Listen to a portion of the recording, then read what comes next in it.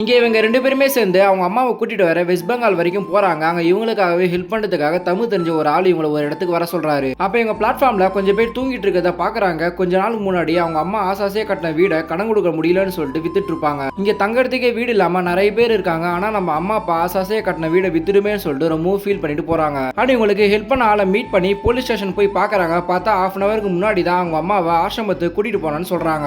So இவங்களும் கால் பண்ணி கேட்டு பாக்குறாங்க. பார்த்தா ஒரு இடத்த சொல்றாங்க. ஆக்சுவலா அது ரொம்ப தூரம் இருக்கிறதுனால நாளைக்கு போலான்னு சொல்லிட்டு முடிவு பண்ணி ஒரு ரூம்ல தங்க வைக்கிறாங்க. அண்ட் அடுத்த நாள் கிளம்பி ஆசிரமத்துக்கு போய் பாக்குறாங்க. பார்த்தா இன்னைக்கு சண்டே லீவு நாள், அதனால இன்னைக்கு அனுப்ப முடியாது. அது மட்டும் இல்லாம பார்க்க கூட முடியாதுன்னு சொல்லிட்டு நாளைக்கு வர சொல்லிட்டு அனுப்பி விட்டுறாங்க. இவங்களும் வேற வழி இல்லாம ஒரு நாள் தானே சரி வெயிட் பண்ணுவோம்னு சொல்லிட்டு வெயிட் பண்றாங்க. தென் தங்கறதுக்கு இடம் கூட இல்லாம ஒரு போட்ல தங்குறாங்க. அண்ட் அடுத்த நாள் அவருமே வந்து இவங்க 2 பேரும் கூட்டிட்டு போக வராரு. அப்பன்னு பார்த்து இவருக்கு ஒரு கால் வருது. என்னன்னு பார்த்தா அவங்க அம்மா ஆசிரமத்துல மிஸ்ஸிங்னு சொல்லிடுறாங்க. அதை கேட்டதுமே அவங்க அம்மாவை நினைச்சு ரொம்பவும் ஃபீல் பண்றாங்க. தென் அந்த இடத்துல போயிட்டு நேத்தே எங்க கூட அனுப்பியிருந்தீங்கன்னா எந்த பிரச்சனையும் வராதுன்னு சொல்லிட்டு ரொம்பவும் திட்டி விட்டுறாங்க. சோ இதை சும்மா விடக்கூடாதுன்னு வக்கீல் வச்சு கேஸ் எல்லாம் போடுறாங்க. அப்பன்னு பார்த்து ஊர்ல ஹீரோட ஒய்ஃபுக்கு பிரெக்னன்ட் வழியில ஹாஸ்பிட்டல்ல அட்மிட் ஆயிருக்கான்னு சொல்லிட்டு சொல்றாங்க. அதை கேட்டதுமே ஹீரோ ரொம்ப ஃபீல் பண்றான். தென் கூட இருக்கவரை இந்த டைம்ல நீங்க ஒய்ஃப் கூட இருக்கணும், நீங்க 2 பேரும் போங்க, உங்க அம்மா கிடைச்சா நான் சொல்றேன்னு சொல்லிட்டு 2 பேருமே அனுப்பி வைக்கிறான். அப்ப போற வழியில அவங்க ஒய்ஃப்க்கு பெண் குழந்தை பிறந்திருக்குன்னு சொல்லிட்டு கால் வருது. அதை கேட்டதுமே ரொம்பவும் சந்தோஷப்படுறான். அதே டைம்ல கால் கட் பண்ணதுமே அவங்க அம்மா அந்த ஆசிரமத்து மேலதான் இருந்தாங்கன்னு சொல்லிட்டு கால் வருது. அதை கேட்டதுமே இவங்க 2 பேரும் கிளம்பி போயிடுறாங்க.